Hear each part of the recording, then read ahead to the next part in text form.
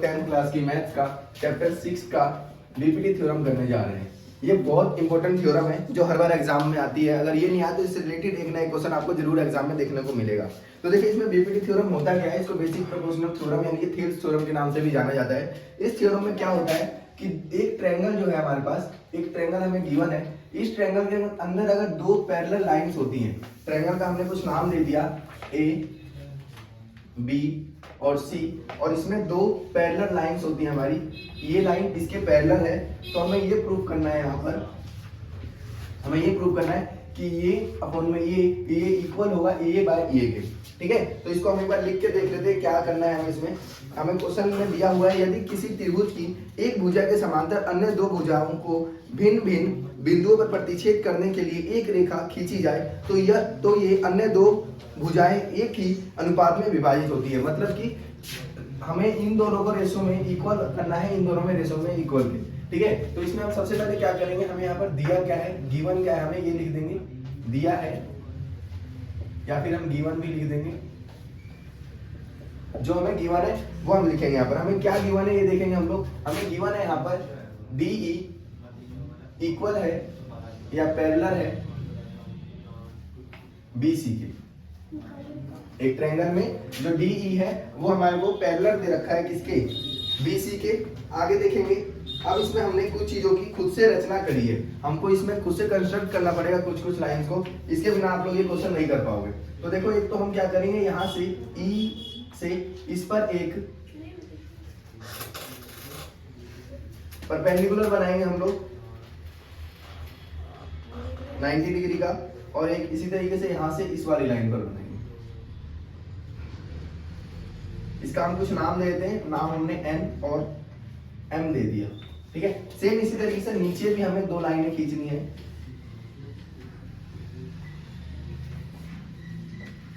इस तरीके से यहां लिख देते हैं, हमें सिद्ध क्या करना है,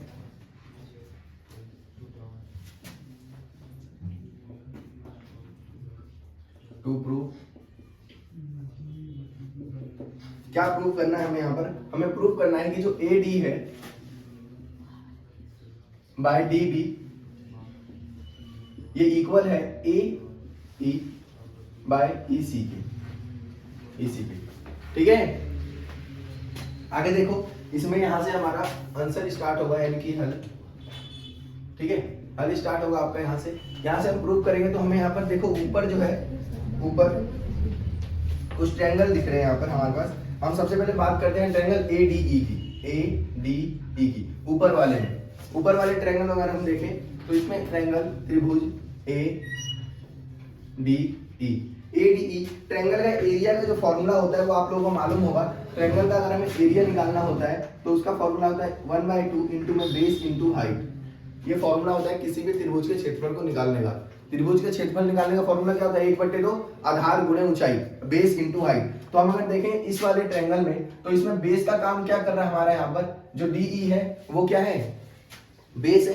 तो इसमें देखोगे आप लोग, अगर हम ट्रायंगल ADE की बात करें, इसका हमें एरिया निकालना है, ट्रायंगल ADE का।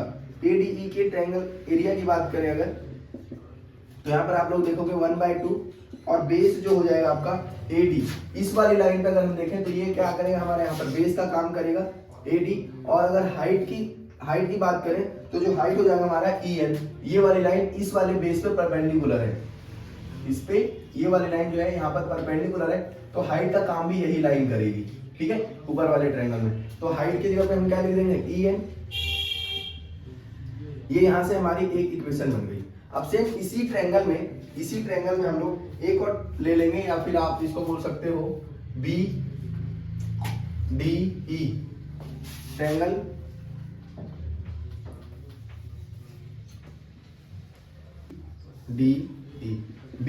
BDE में अगर हम देखें तो BDE में जो बेस का काम कर रही है इस वाले ट्रायंगल में, इस वाले ट्रायंगल की हम बात कर रहे हैं नीचे वाली, तो इसमें बेस का काम क्या कर रहा है हमारा, ये वाली लाइन जो DB है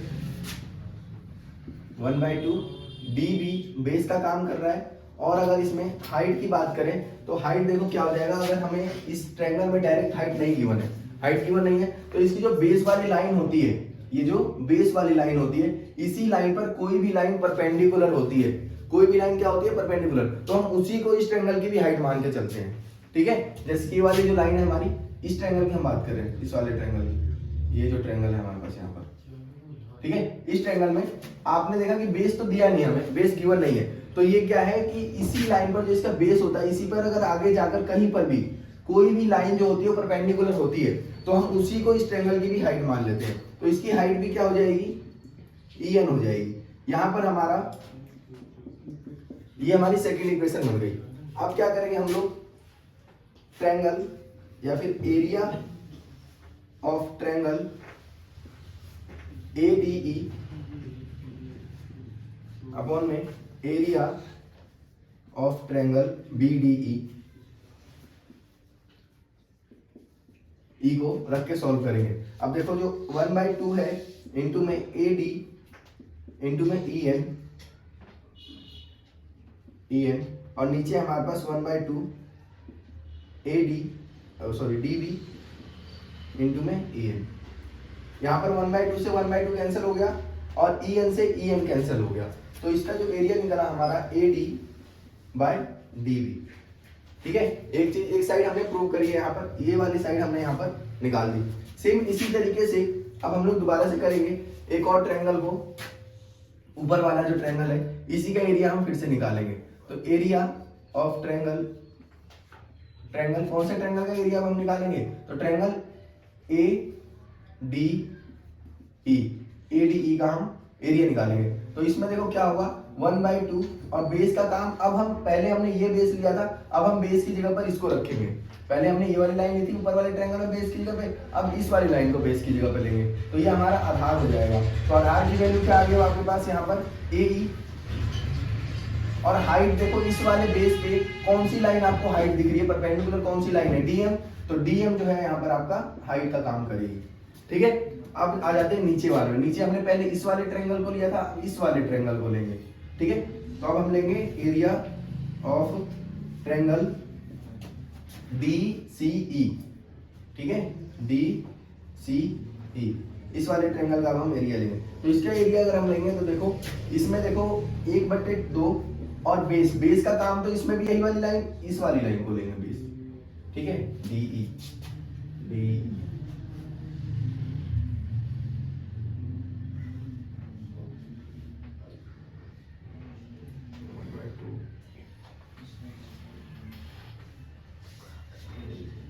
DM तो हाइट हो गई,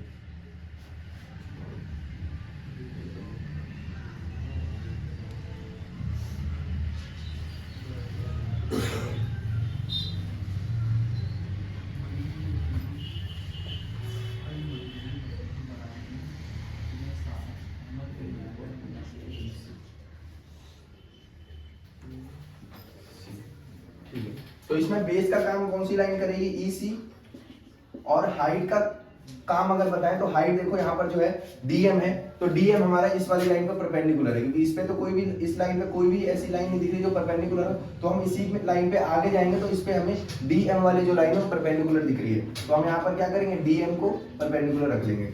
अब क्या करेंगे, एरिया ऑफ ट्रायंगल, जैसे हमने पिछले वाले में किया था, ये हमें फर्स्ट इक्वेशन बन गई और ये बन गई सेकेंड इक्वेशन।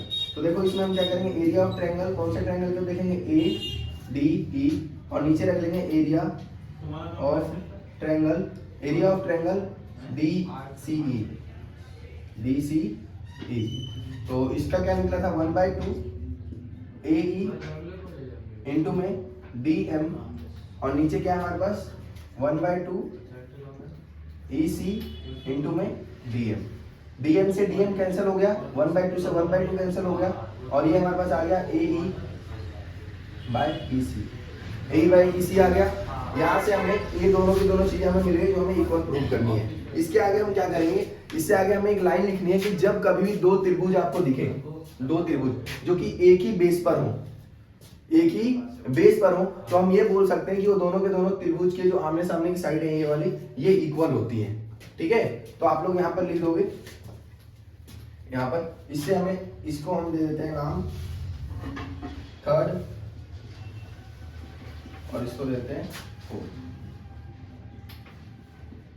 ठीक है, तो यहाँ पर हम लिख लेंगे by third and fourth, A B by D B equal हो गया ई बाय डी सी। बस ये हमारा प्रूव हो गया यहाँ पे, यही हमें प्रूव करना था। ठीक है।